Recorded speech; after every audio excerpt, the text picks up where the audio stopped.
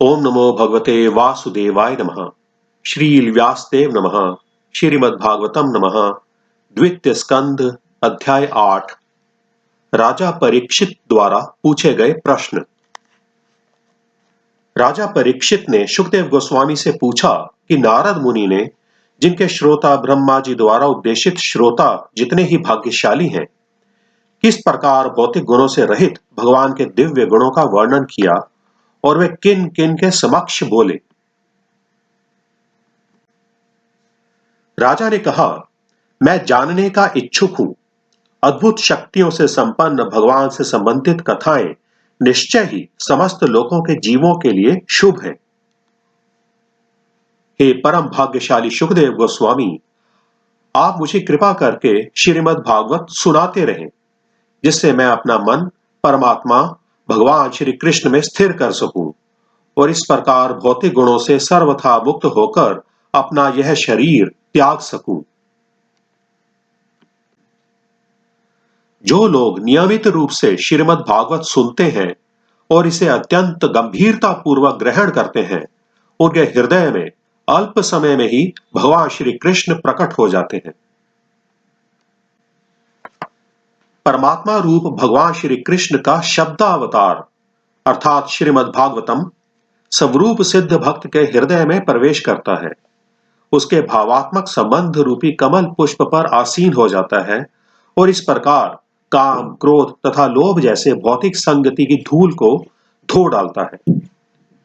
इस प्रकार यह गंदले जल के तालाबों में शरद ऋतु की वर्षा के समान कार्य करता है।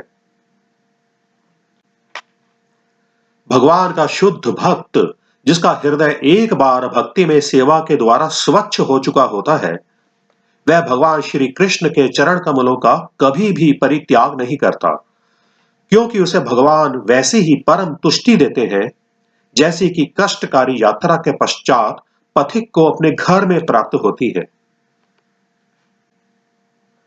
हे विद्वान ब्राह्मण, दिव्य आत्मा भौतिक देह से पृथक है, तो फिर क्या उसे अर्थात आत्मा को अकस्मात ही देह की प्राप्ति होती है या किसी कारणवश? आपको यह ज्ञात है, अतः कृपया करके मुझे समझाइए।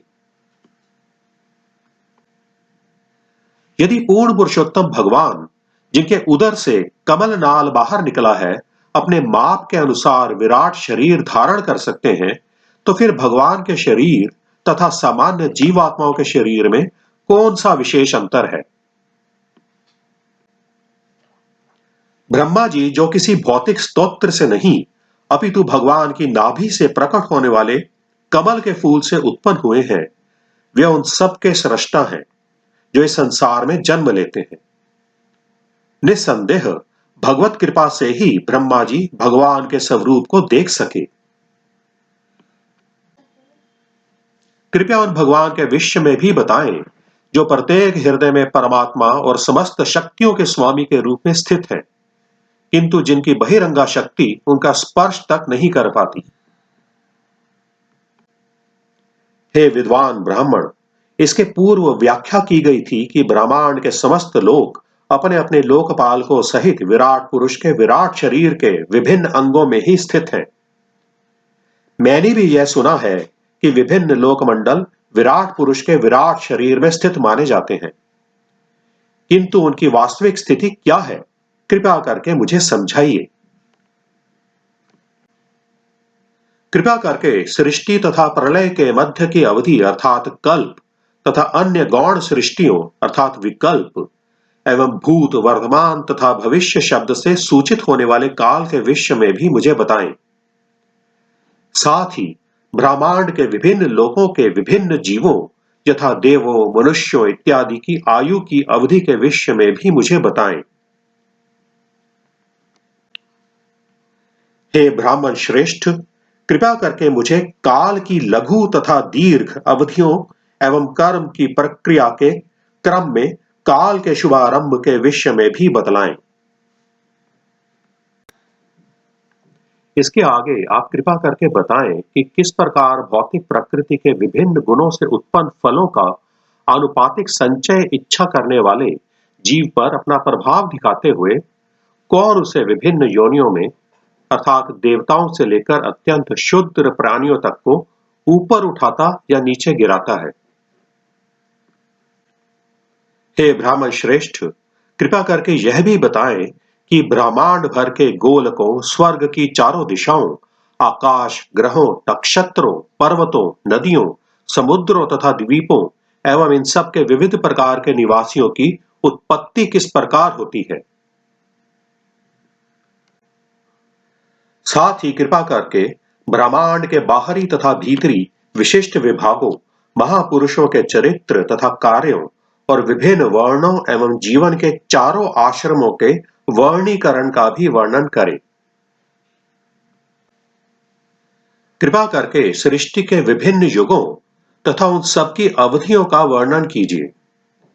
मुझे विभिन्न युगों में भगवान के विभिन्न अवतारों के कार्यकलापों के विषय में भी बताइए। कृपा करके यह भी बताइए कि मानव समाज के सामान्य धार्मिक संपर्क सूत्र क्या हो, धर्म में उनके विशिष्ट कर्तव्य क्या हो, सामाजिक व्यवस्था तथा प्रशासकीय राज्य की व्यवस्था का वर्गीकरण तथा विपत्तिग्रस्त मनुष्य का धर्म क्या हो। कृपा करके सृष्टि के तत्व मूलक सिद्धांतों, इन सिद्धांतों की संख्या, इनके कारणों तथा इनके विकास और इनके साथ साथ भक्ति की विधि तथा योग शक्तियों की विधि के विषय में भी बताइए। महान योगियों के ऐश्वर्य क्या है और उनकी परम गति क्या है। पूर्ण योगी किस प्रकार सूक्ष्म शरीर से विरक्त होता है। इतिहास की शाखाओं तथा पूरक पुराणों समेत वैदिक साहित्य का मूलभूत ज्ञान क्या है। कृपा करके मुझे बताइए कि जीवों की उत्पत्ति, पालन और उनका संहार किस प्रकार होता है। भगवान की भक्ति में सेवा करने से जो लाभ तथा हानियां होती हैं, उन्हें भी समझाइए। वैदिक अनुष्ठान तथा उपवैदिक धार्मिक कृत्यों के आदेश क्या हैं। धर्म, अर्थ तथा काम के साधनों की विधियां क्या हैं। कृपया यह भी समझाएं कि भगवान के शरीर में समाहित जीव किस प्रकार उत्पन्न होते हैं और पाखंडी जन किस तरह इस संसार में प्रकट होते हैं। यह भी बताएं कि किस प्रकार अबद्ध जीवात्माएं विद्यमान रहती हैं। स्वतंत्र भगवान अपनी अंतरंगा शक्ति से अपनी लीलाओं का आस्वादन करते हैं और प्रलय के समय वह इन्हें बहिरंगा शक्ति को प्रदान कर देते हैं और स्वयं साक्षी रूप में बने रहते हैं। हे भगवान के प्रतिनिधि स्वरूप महर्षि, आप मेरी उन समस्त जिज्ञासाओं को जिनके विषय में मैंने आपसे प्रश्न किए हैं तथा उनके विषय में भी जिन्हें मैं जिज्ञासा करने के प्रारंभ से प्रस्तुत नहीं कर सका, उनके बारे में कृपा करके जिज्ञासा शांत कीजिए। चूंकि मैं आपकी शरण में आया हूं, अतः मुझे इस संबंध में पूर्ण ज्ञान प्रदान करें। हे महर्षि, आप आदि प्राणी ब्रह्मा के तुल्य हैं। अन्य लोग केवल प्रथा का पालन करते हैं, जिस प्रकार पूर्ववर्ती दार्शनिक चिंतक किया करते हैं।